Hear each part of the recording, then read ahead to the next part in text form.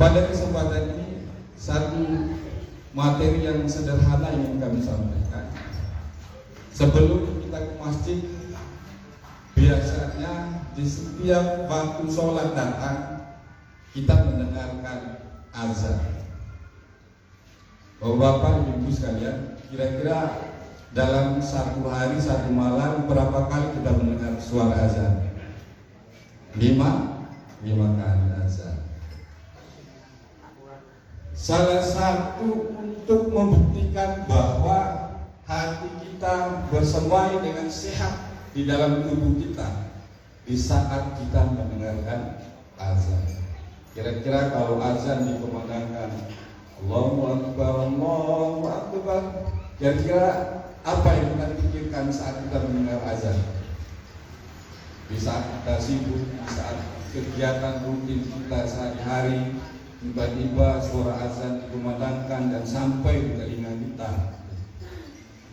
Bagi orang-orang yang beriman, sebagaimana ciri orang yang memakmurkan masjid yang disampaikan oleh kiai yang lalu itu pada kegiatan angkringan ukhuwah di pertemuan yang keempat itu, diantaranya adalah ciri orang yang memakmurkan masjid itu adalah orang yang beriman. Salah satu buktinya adalah di saat mendengarkan azan, bagi orang yang beriman maka bergetarlah hatinya. Maka seketika itu pula dirinya merenungkan pesan yang disampaikan dalam azan. Allahu Akbar, Allahu Akbar. Kata Allahu Akbar, Bapak-bapak Ibu sekalian, itu sekaligus mengingatkan kita dalam waktu satu hari satu malam, kita diingatkan oleh Allah di tengah kesibukan kita sekalian. Seringkali aktivitas itu mengerus iman kita. Seringkali kita lupa.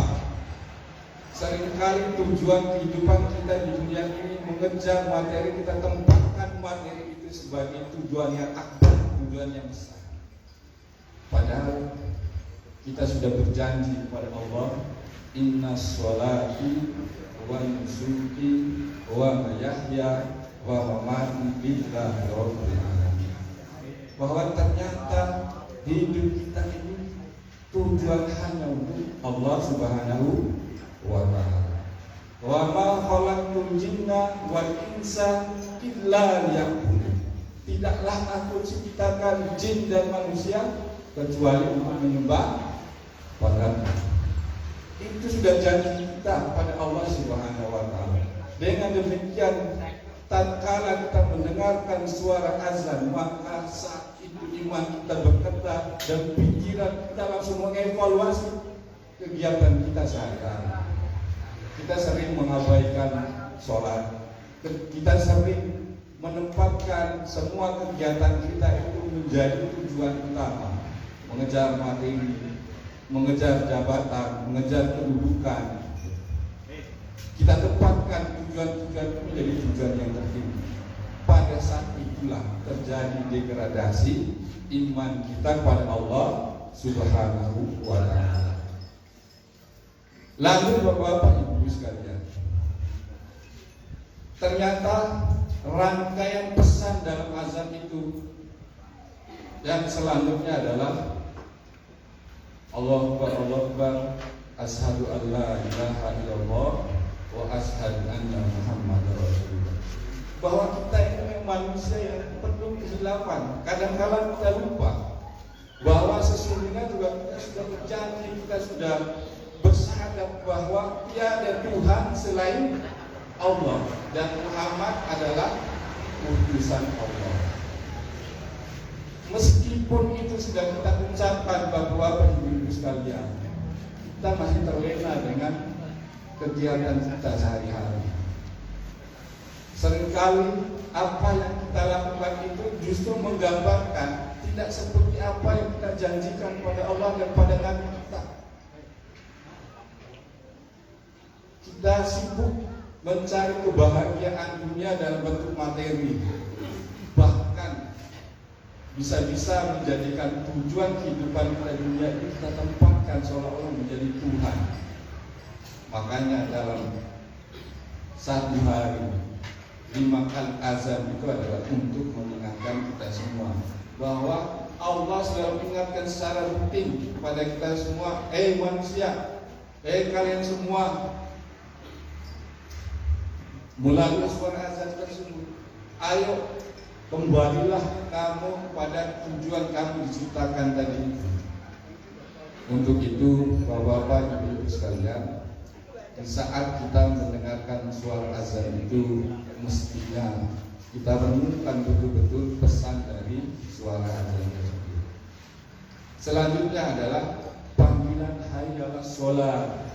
Hayya 'alas shalah. Marilah kita sholat.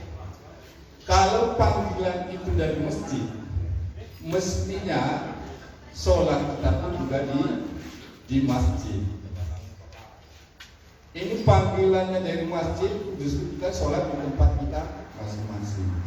Nah, untuk itu dalam rangka memakmurkan masjid, sebaiknya ketika azan dikumandangkan, ketika kata hayya 'alas shalah itu sudah sampai ke telinga kita, maka bergegaslah untuk berwudu dan berangkat ke masjid. Bapak-bapak, Ibu sekalian, tidak ada ruginya kita sholat di masjid, karena setiap langkah kita menuju masjid itu sudah dihitung pahalanya. Semua rangkaian ibadah kita di masjid juga dihitung pahala oleh Allah Subhanahu wa Ta'ala.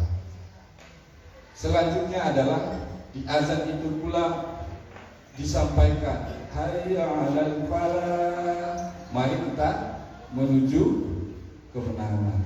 Nah, ini menarik Bapak Ibu sekalian. Kemenangan dari apa? Setiap kita pasti punya problem dalam kehidupan kita saja.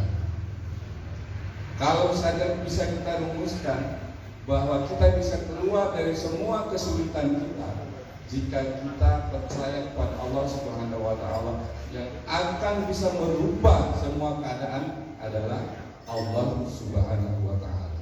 Maka percayalah kepada Allah dan seyakin-yakinnya, tidak perlu ada keraguan sedikit. Jadi di antara persoalan kita dalam kehidupan ini adalah ketakutan kita terhadap urusan dunia, sehingga membuat kita tidak takut kepada Allah Subhanahu wa Ta'ala. Takut lapar, ya. Takut kekuasaan, kalau kekuasaan itu jatuh. Takut kalau harta kita berkurang. Takut predikat sosial kita, kalau kita menjadi tokoh di tengah masyarakat, lalu kemudian ketokohan itu dibentuk dengan cara-cara yang tidak baik, maka ketika ada keadaan tertentu yang membuat posisi kita jadi berubah, maka kita khawatir sekali. Nah, dari itu semua, ketika kita takut miskin yang membuat kita mencari rezeki dengan cara yang tidak halal, ketika kita takut posisi kita sebagai pejabat akan turun, maka kita pertahankan kekuasaan itu dengan cara apa saja.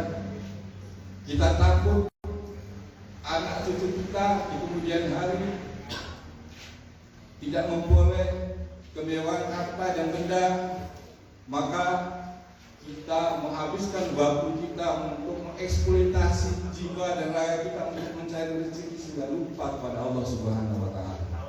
Ketakutan itulah makanya pesan dalam azan itu, mari kita menuju kemenangan. Menang dari apa? Menang dari ketakutan yang berlebihan terhadap sesuatu yang sesungguhnya itu tidak boleh ada dalam diri kita. Menang dari apa? Kita tentu saja punya masalah dalam kehidupan kita sehari-hari. Kalau saat ini kita punya problem yang kita anggap menjadi masalah bagi kita, mestinya dengan percaya kepada Allah Subhanahu wa Ta'ala, kita akan bisa menang, kita bisa keluar dari persoalan tersebut. Bapak-bapak, Ibu sekalian, lagi-lagi di penghujung kalimat dari azan itu adalah membesarkan Allah. Allahu Akbar, la ilaha illallah, bahwa Allah adalah Maha Besar. Bapak Ibu sekalian, untuk itu dalam konteks tadi memakmurkan masjid, saya kira sebaiknya saat ini kita berupaya semaksimal mungkin untuk menjalankan sholat di masjid. Insya Allah semua kekhawatiran kita, semua urusan kita di dunia ini yang kita anggap sulit, dengan kita beribadah di masjid, kita sholat di masjid, kita berjamaah di masjid, insya Allah Allah akan memberi jalan keluar dari persoalan kita. Bapak-bapak, ibu-ibu sekalian, ini materi ini kami sampaikan dalam rangka memberi gambaran nyata atau bentuk nyata dari upaya kita memakmurkan masjid. Tentu saja banyak cara kita untuk memakmurkan masjid, sebagaimana upaya-upaya sudah dilakukan oleh teman-teman komite sosial. Tentu apa yang kami sampaikan ini hanyalah saling mengingatkan. Jadi kami bukan seorang, bukan sebagai ustaz. Jadi apa yang kami sampaikan ini adalah sedikit dari pengetahuan yang kami miliki. Demikian sekedar ceramah singkat dari kami. Semoga ini bermanfaat bagi kita semua. Atas kekurangannya kami mohon maaf. Semoga ini juga menjadi nasihat bagi kami sendiri. Harapannya apa yang kami sampaikan ini adalah menjadi pengetahuan bagi kita semua, dan insya Allah di kemudian hari kita menjadi hamba Allah pelopor untuk memakmurkan